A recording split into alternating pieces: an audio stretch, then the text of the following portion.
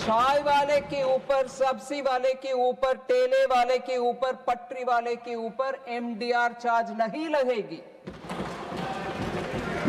नमस्कार दोस्तों, यूपीआई पर लगेगा चार्ज। यह खबर तो आपने भी सुनी होगी, लेकिन हकीकत क्या है आओ जानते हैं। आपने सोशल मीडिया पर शायद ये खबर जरूर सुनी होगी कि अब यूपीआई से पैसे भेजना फ्री नहीं रहेगा और सरकार यूपीआई पर टैक्स लगाने वाली है। लेकिन सवाल है, क्या सच में जीपे, फोन पे और पेटीएम से 100 रुपए, 500 या 2000 रुपए भेजने पर आपके पैसे कटेंगे? आज की इस वीडियो में बिना किसी अफवाह के समझते हैं कि असल में सरकार ने क्या बदला है और इसका आम आदमी पर कितना असर पड़ सकता है। सबसे पहले सबसे जरूरी बात, अभी आम यूपीआई यूजर के लिए कोई नया ट्रांजैक्शन चार्ज लागू नहीं हुआ है। यानी अगर आप अपने दोस्त को 500 रुपए भेजते हैं, परिवार के किसी सदस्य को 2000 रुपए भेजते हैं या किसी दुकान पर यूपीआई से पेमेंट करते हैं, तो आपकी यूपीआई पेमेंट पर सरकार ने कोई नया टैक्स लागू नहीं किया है। वित्त मंत्री निर्मला सीतारमण ने भी साफ किया है कि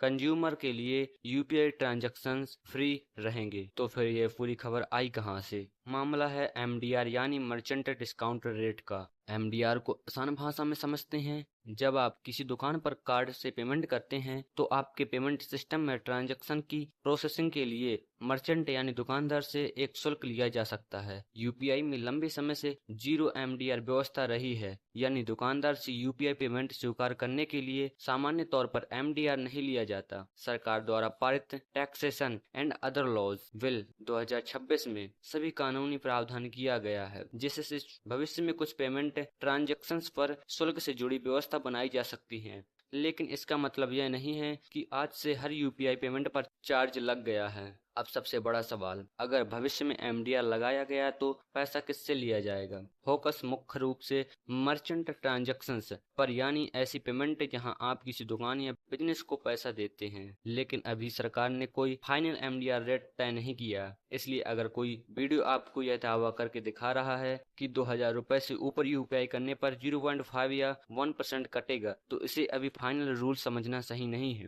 क्योंकि दर और लागू होने की पूरी व्यवस्था अभी स्पष्ट रूप से फाइनल नहीं की गई है। अब सवाल है कि सरकार को ऐसी व्यवस्था की जरूरत क्यों महसूस हो रही है। इसके पीछे सबसे बड़ी वजह है यूपीआई का बहुत तेजी से बढ़ता इस्तेमाल। आज यूपीआई के पीछे सिर्फ एक मोबाइल ऐप नहीं है, इसके पीछे banks, NPCI, payments, apps, service, cyber security और पूरा पेमेंट इंफ्रास्ट्रक्चर काम करता है। जितने ज्यादा यूपीआई ट्रांजैक्शन होंगे, इस पूरे इकोसिस्टम को चलाने और मजबूत करने की लागत भी बढ़ जाएगी। सरकार इस बात पर विचार कर रही है कि सबसे बड़े डिजिटल पेमेंट इंफ्रास्ट्रक्चर को लंबे समय तक फाइनेंशियली सस्टेनेबल कैसे रखा जाए। लेकिन यहाँ एक महत्वपूर्ण बात है, सरकार का कहना है कि छोटे मर्चेंट और आम यूजर को सुरक्षा दी जाएगी। वित्त मंत्री ने स्पष्ट किया है कि छोटे कारोबारियों और कंज्यूमर पर यूपीआई चार्ज का बोझ डालने की बात नहीं है। भविष्य में अगर एमडीआर जैसी व्यवस्था आती है तो वह चुनिंदा मर्चेंट ट्रांजैक्शन पर सीमित हो सकती है। अब इसे एक उदाहरण से समझिए। मान लीजिए आप किसी दुकान से 500 रुपए की चीज खरीदते हैं, यूपीआई से पेमेंट करते हैं। अभी आपके लिए कोई नया यूपीआई चार्ज नहीं है, आप 500 रुपए भेजेंगे और ट्रांजैक्शन 500 रुपए का ही होगा। भविष्य में अगर किसी विशेष मर्चेंट कैटेगरी पर एमडीआर लगाया जाता है तो वह पेमेंट इकोसिस्टम में मर्चेंट साइड चार्ज हो सकता है।